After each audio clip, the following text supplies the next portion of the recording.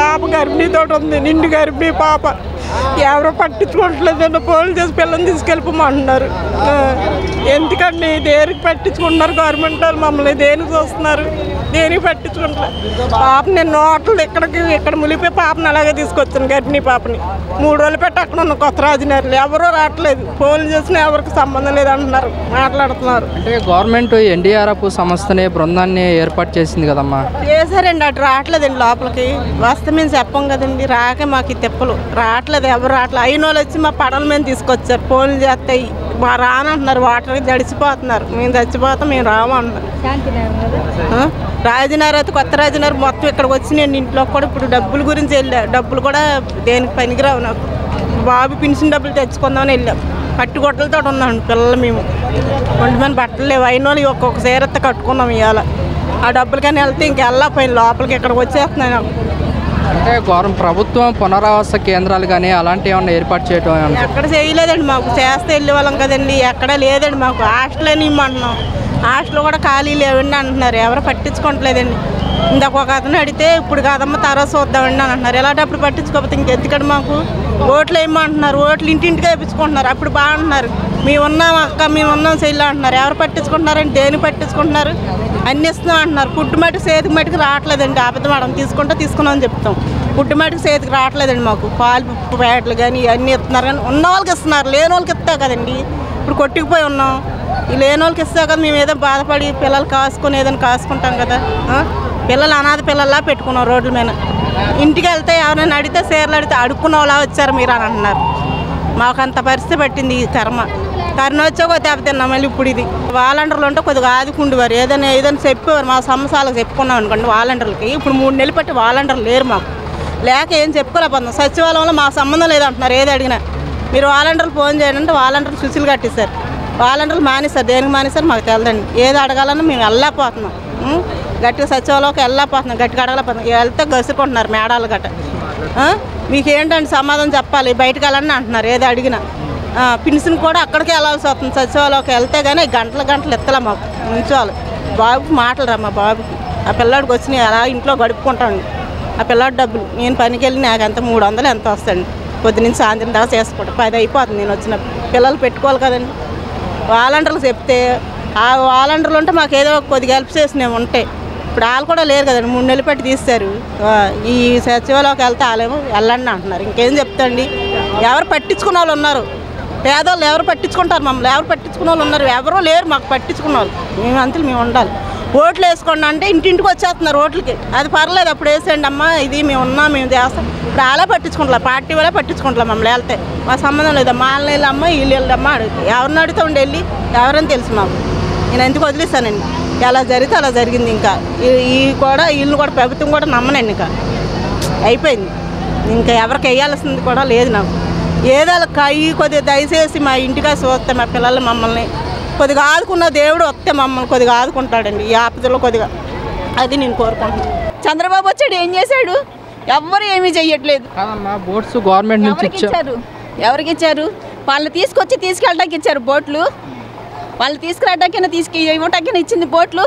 జనాలను తీసుకెళ్ళటాక బిజినెస్ చేసుకుంటున్నారు. ఇక్కడ కూర్చొని బిజినెస్ డబ్బులకు అలవాటు పడిపోయినోడు రూపాయి ఇస్తారా పాప ఇస్తారా అని చెప్పి బిజినెస్ చేసుకొని తీసుకెళ్తున్నారు తప్పితే ఎవరికి ఏమి తీసుకెళ్ళట్లే.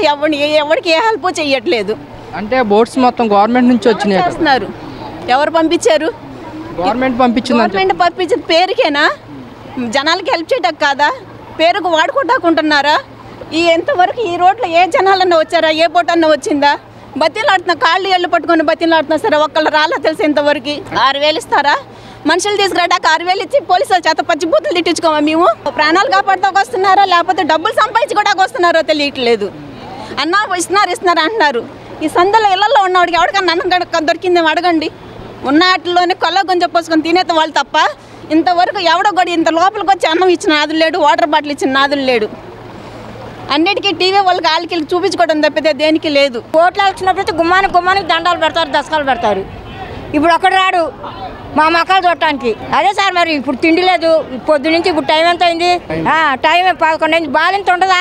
బుడ్డోడు ఉంటాడు సంవత్సరం పిల్లోడు, పాలు ఎయ్యోడు పట్టాలి. తల్లి దగ్గర ఒక్కొక్కరి దగ్గర పాలు ఉండవు.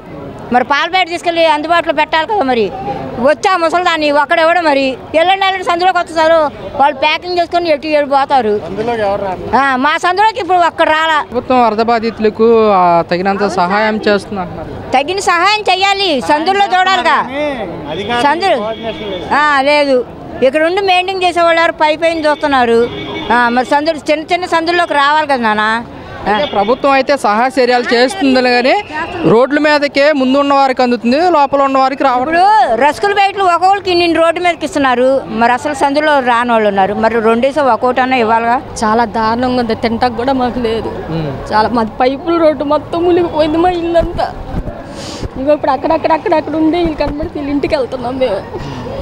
ఇప్పుడు వరద ఉంది కదా, మళ్ళీ ఎలా వెళ్తున్నారు తెలీదు. ఇగో ఇప్పుడు ఇటు వెళ్తున్నాము. మాదవుతే ఇప్పుడు కూడా ఇక్కడ వరకే ఉంది పైపుల రోడ్లో. మా పాప డిగ్రీ సర్టిఫికేట్ అన్నీ దాంట్లోనే ఉండిపోయినాయి, ల్యాప్టాప్లు అన్నీ ఉండిపోయినాయి. మా భవిష్యత్తు ఏంటో మాకు అర్థం కావట్లేదు అసలు. ఇప్పుడు మాకు ఎవరైనా సహాయం చేసిన వాళ్ళు ఉంటేనే పరిస్థితులు మేము తట్టుకుంటాం.